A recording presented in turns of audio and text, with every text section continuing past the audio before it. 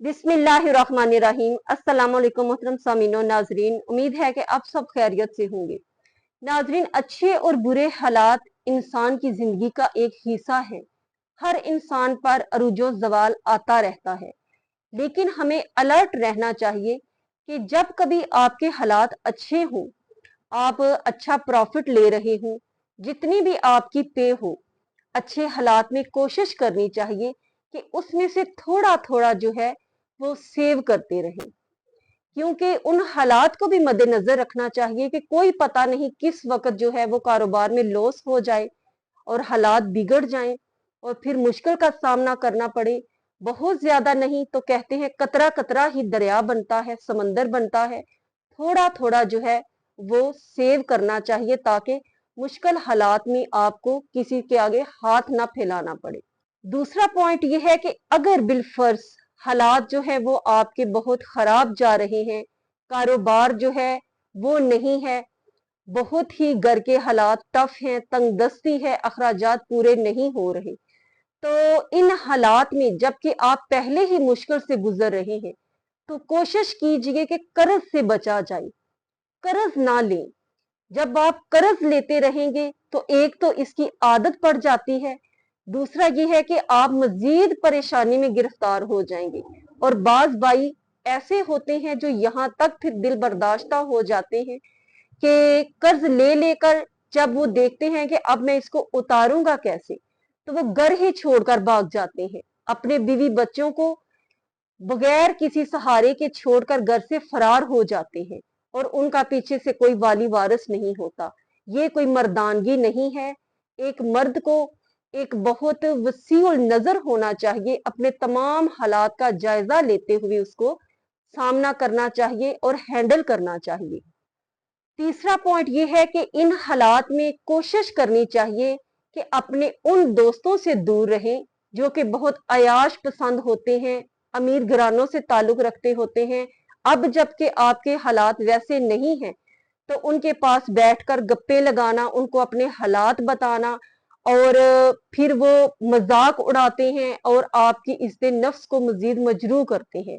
हाँ, चंद ऐसे दोस्त होते हैं जो मुखलस होते हैं, जिनसे आप दिल की बात कर सकते हैं, जो आप समझते हैं कि आपके मुसीबत में काम आ सकते हैं। उनसे आप शेयर कीजिए, अपने मामला डिस्कस कीजिए, कोई अच्छा मशवरा जो है वो मिल सकता है।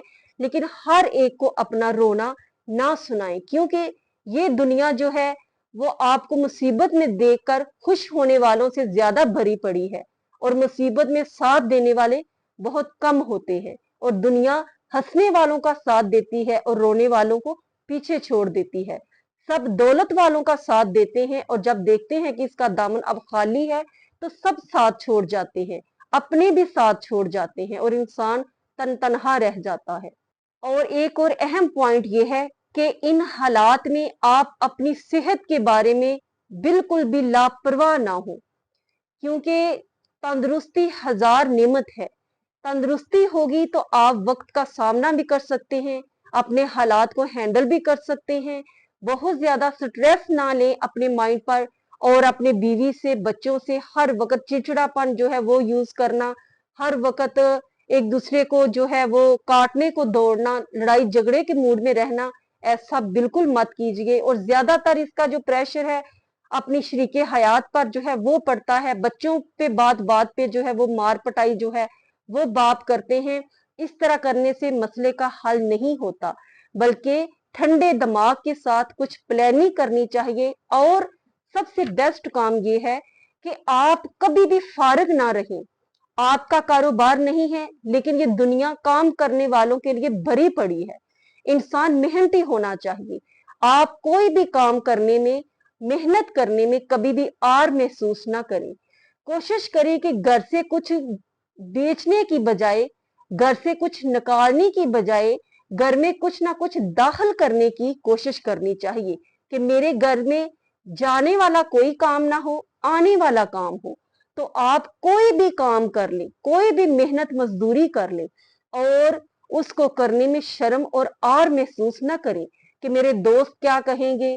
पहले मैं बहुत अच्छे ड्रेस में होता था, मेरे पास गाड़ी होती थी, मेरे पास ये होता था, آج میرے پاس نہیں ہے، جو باتیں کرتے ہیں ان سے کہیں کہ بھائی میں ان حالات میں ہوں، آؤ میری ہیلپ کرو، میں گھر بیٹھ جاتا ہوں، میں نہیں کرتا۔ اگر آپ کی اتنی عزت نفس جو ہے مجھے دیکھ کر مجروح ہو رہی ہے، محنت میں کبھی بھی شرم نہیں ہے، رزق حلال میں کبھی بھی شرمندگی نہیں ہے۔ حضور صلی اللہ علیہ وآلہ وسلم نے اس مزدور کو جو صبح سے شام تک کام کر کے خون پسینہ ایک کر کے بیٹھا تھا اور اس کے ہاتھ پر چھالے ہو چکے تھے، زخم ہو چکے تھے اور وہ گرد آلود تھے، تو سرکار دو عالم صلی اللہ علیہ وسلم نے اس کے ہاتھوں کو بوسہ دیا اور دعا کی۔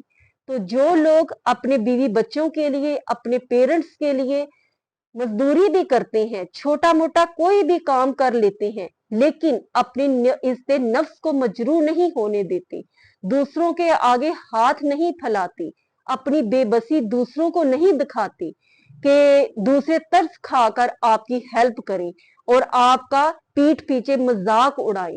آپ اپنی عزت نفس پر قائم رہیں، خوددار بنیں اور اپنا بوجھ خود اٹھائیں، دوسروں کا بوجھ اٹھانے والا بنیں، دوسروں پر بوجھ بننے والا نہ بنے۔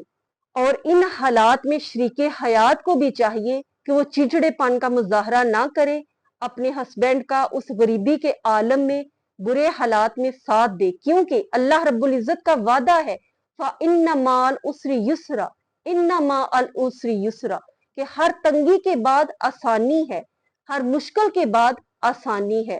تو وہ رب العزت کا وعدہ کبھی بھی جھوٹا نہیں ہو سکتا۔ اس نے آج آپ کو تنگی دی ہے تو کل آپ کو خوشحالی بھی عطا فرمائے گا۔ صرف آپ کا ایمان پختہ ہونا چاہیے اور ادھر ادھر کے سہارے ڈھونڈنے کی بجائے ان حالات میں اللہ کے بہت قریب ہو جائے، نماز پنجگانہ کی پابندی کیجئے اور اس کو اپنا دکھڑا سنائیے، اس کو اپنا حال سنائیے کہ اے باری تعالیٰ، میں اپنے بیوی بچوں کے رزق حلال کے لیے پریشان ہوں، تو رازق ہے، تو کافر کو بھی رزق دیتا ہے، تو اس کو بھی رزق دیتا ہے جو تیرا نام نہیں لیتا۔ تو اے باری تعالیٰ، میں تو تیرا نام لینے والا ہوں، تیرے نبی کا امتی ہوں، میری غیبی مدد فرما۔ تو کوئی وجہ نہیں کہ اللہ رب العزت آپ کی مدد نہ فرمائے، وہ تو آوازیں دے رہا ہوتا ہے، حیا علی الصلاح، حیا علی الفلاح، آؤ کامیابی کی طرف، آؤ نماز کی طرف۔ تو اس کی طرف دوڑتے دوڑتے جائیے اور جا کر اس کی مدد طلب کیجیے۔ اور جب حالات مشکل ہوں تو حضور صلی اللہ علیہ وسلم نے فرمایا کہ اللہ سے مدد طلب کرو دو طریقوں کے ساتھ، نماز کے ساتھ اور صبر کے ساتھ، جو قرآن پاک نے ہمیں بتایا ہے۔ تو آپ بھی صبر کا مظاہرہ کیجئے، اللہ پر پختہ یقین رکھیے اور صرف نماز قائم کیجئے، اور پھر دیکھیے اللہ رب العزت آپ کی کیسی غیبی مدد فرماتا ہے۔